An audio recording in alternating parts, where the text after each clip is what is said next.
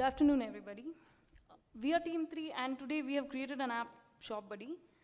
Imagine if you had a personal assistant every time you went shopping. An assistant who does not suggest to you the best product in the market, but the best product that suits your requirements. That is precisely what Shop Buddy does. How it works is whenever you register with any store, for instance, Walmart or Big Bazaar maybe, the store creates a unique profile for each user by consulting a team of experts, which generates suggestions not based on the purchase history of the customer or the current market trends, but based on the requirements of the user, which is tailored exactly to the needs of the user.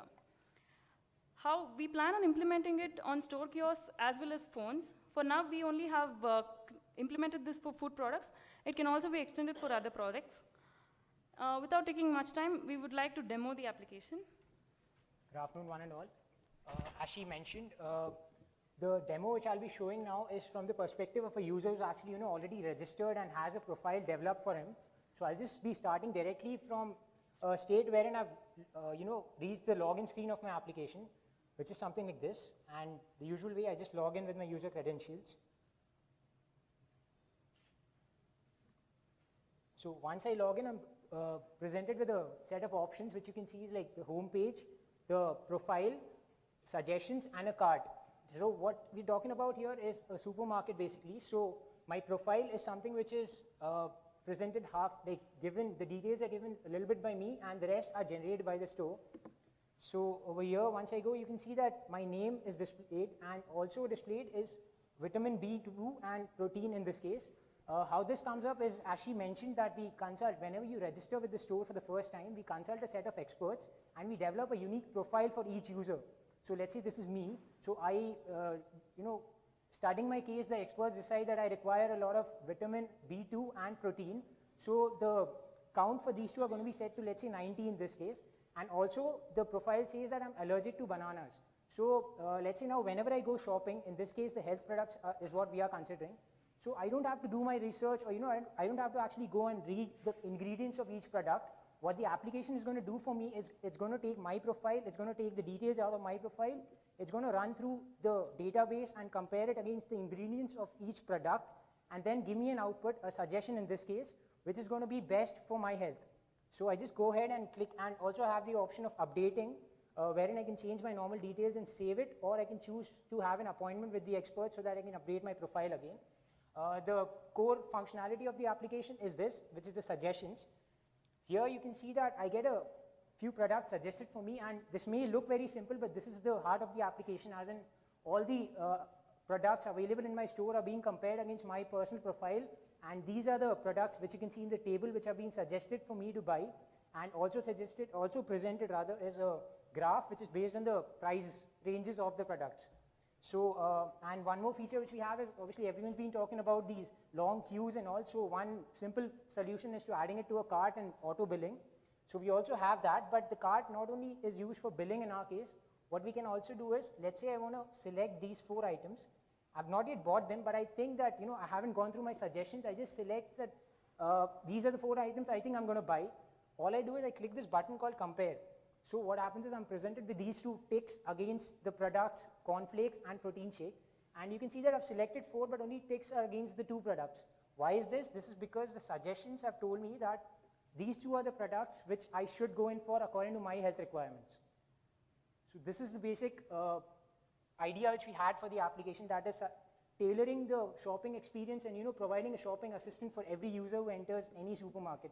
So all the research work and all the other homework which a user has to do is eliminated, and from, let's say, the retail viewers or the vendor's perspective, this becomes very essential, because what he can do is, once he has so much data and so much personalization for each customer, the customer management and the relationships can increase like anything.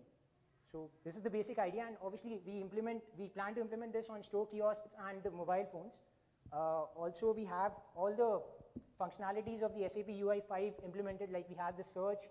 We also have the share, so probably when you're in a store and using the store kiosk, you can share stuff like, I bought this product and it really helped me a lot, so we can add that to the product history. And let's say you're just connected to more people via this, and the whole UI is very simple and interactive, and the logging out is a very simple functionality. You just click that button and you're logged out again. So that's how the whole prototype works. Any questions? Cool. So it is differentiated in terms of how you are offering a retail experience, more with personalization, more with conscious people who are conscious about health, which is pretty good. When you came into the suggestions screen, you actually gave a list of products, and then you also gave a chart below that. So was there any rationale to connect the chart with cost because what he is probably looking at from a health perspective, because assuming this is an app available for the health conscious person who's coming and looking at those suggestions. Not exactly. I mean, we've implemented only health aspect of things for now. Right. But if you're talking about generalization, we can, if let's say you've given us your color, which is your favorite color. So we're going to look for application. We obviously will have to add parameters in our database and work like, let's say your favorite color is blue, and you go in shopping for shirts. So we're going to suggest you blue shirts which are tailored for you, kind of a stuff. Okay. So this is only one small part of the whole idea which we have. Okay, great. So just that I didn't get that the suggestion was based on the cost. So suggestions were based on the proteins and the vitamin counts. The cost was just to so why did that? I didn't see the relevance of the chart vis-a-vis what you have given there from the user suggestion. experience and make use of the functionality. Yeah, so we thought this is okay for an implementation today. Okay, so probably a relevance could have been the allergens closer to the banana type of allergens, right? Which are closer to that. Which if you have graded, then probably he might be able to choose, oh, this is probably closer to the allergens which are closer to No. What has happened is the thing which is being presented to you, the ingredients, the products with ingredients as bananas are not at all shown to you. I could have shown it in the database, which have protein but have bananas as well are not at all shown to you. The query is written in such a way. So you don't need to worry, once you get the suggestion from this app, you don't have to bother to look at the ingredients. Okay, thanks.